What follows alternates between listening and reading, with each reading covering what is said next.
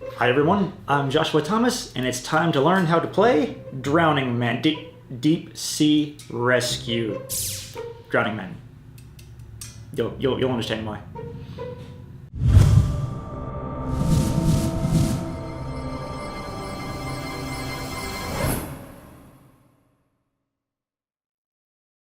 Yes, this is Deep Sea Adventure Man. Drowning. So the name of the game is to collect treasure, represented by these tiles here, and the further down you get, the more valuable the tiles become. Like this one has 15 points on it, and well, this one up here has 2. Now these points, or these tiles up here, can have as few as 0 points on them. And you've got your submarine here, which is where your divers, represented by these little meeples, are going to start off. But you can set up your linear track whichever way you want. So, like this one, the deepest portion is above the submarine. Kind of funny. You're also going to have your oxygen marker set to 25. And you're ready to play the game. So you've got different levels of treasure represented by these different categories from 1 to 3 all the way to 4. And your objective is to get down as far as you can, pick up the treasure without taking a look at the score on the bottom of it, and then get back all the way up to the submarine before your oxygen runs out. So we'll go over the game step by step. We'll leave that man there, say that we've already picked up this level 2 treasure or ruin tile. Now, the important thing to know is that your dice, really nice wooden dice, only go up to 3 each, which means the best score you can get is a 6, and this represents your movement. So you roll it, you got a 3, and you can go 1, 2, jump over occupied spaces to 3. So if I were to have gone over here, I would have gone 1, 2, whoa, 3. Once I have moved to a space, I can decide whether I want to pick it up or leave it there. Why is this an important decision? Well, because if you choose to pick up a square, showed you the number there, you replace it with an empty marker, so that becomes an empty tile.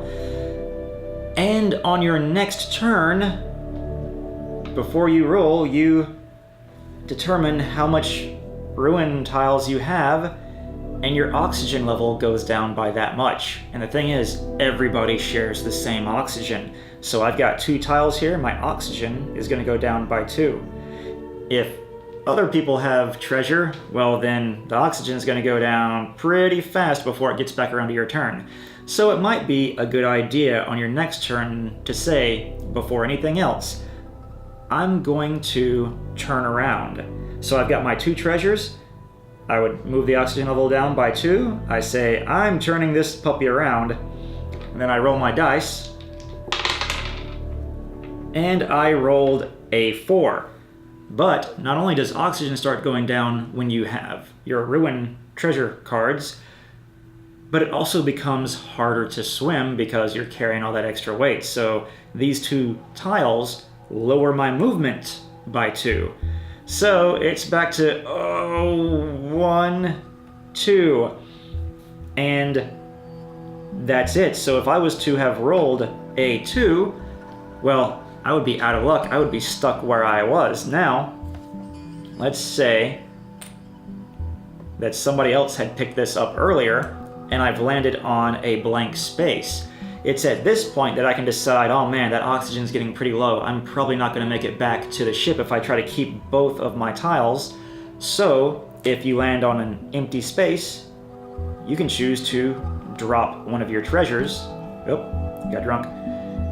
In order to try and make it back to the submarine. Now the important thing is, you've got to make it back to the submarine before the oxygen goes all the way down. So let's say I'm like right here. I've got 1, 2, 3, 4 spaces to go. I've got my 1 treasure. Move the oxygen meter down 1. This is my last chance because the oxygen is going to get below 0. Oh, I rolled snake eyes.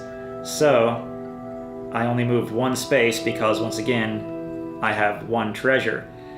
Well, on the next person's turn, the oxygen goes to 0, and everybody who is still out in the ocean has to drop their treasure. What happens when they drop their treasure, let's say one person had multiple pieces of treasure, is they all float to the bottom of the ruins. But they stack up. So if you had multiple stacks of treasure, or multiple people dropping treasure because they couldn't make it or they drowned, we like to say, doesn't actually say it in the rules.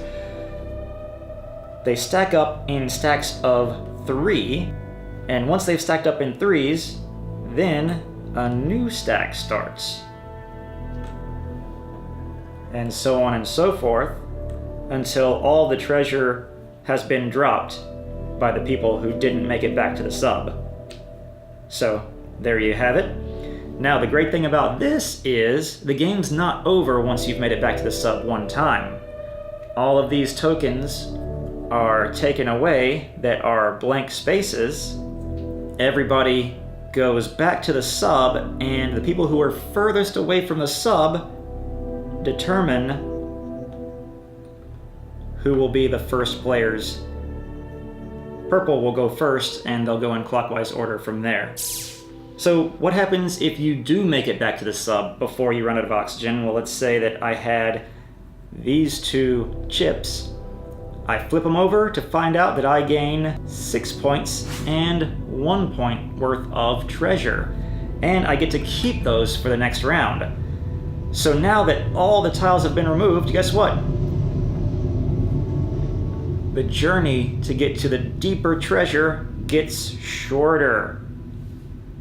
Meaning that it might just be possible to get down here to these stacks of treasure, because when you get down here to these stacks of treasure, if you manage to make it all the way down here and you say, I'm picking this up, for all intents and purposes, this stack of 3 counts as 1 when it comes to how much oxygen you expend and how much you take away from your dice roll. So I would have 3 treasures here, and on the lowest roll of snake eyes, I could still move 1 space back. So it could be very lucrative if you manage to make it all the way down to the bottom and back up before your oxygen runs out again. So this takes place 3 times, where you go back up to 25 oxygen and you try to make it back to the sub with whatever treasure you have. And let's say, hey, I was the first one to make it all the way back miraculously with 3 pieces, and I got a 4 and a 7 and an 11 out of all that. So pretty good. Once again,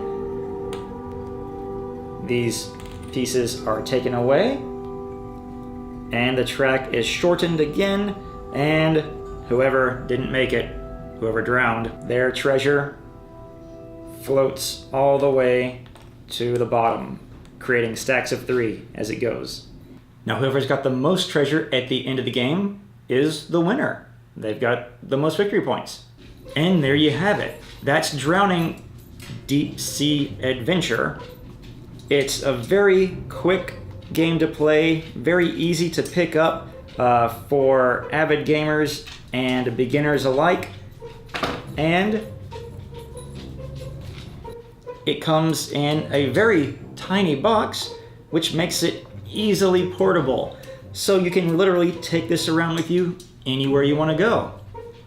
If you've got any questions, anything you think I may have missed about learning to play Drowning Deep Sea Adventure, please comment below. If you enjoyed what you saw, make sure you check out more of our game how-to videos and playthroughs and reviews. And we'll hope you'll subscribe to us as well by clicking the subscribe button and the notification bell right next to it. I'm Joshua Thomas, and this has been a how-to video on Railroad Express. Thanks for watching.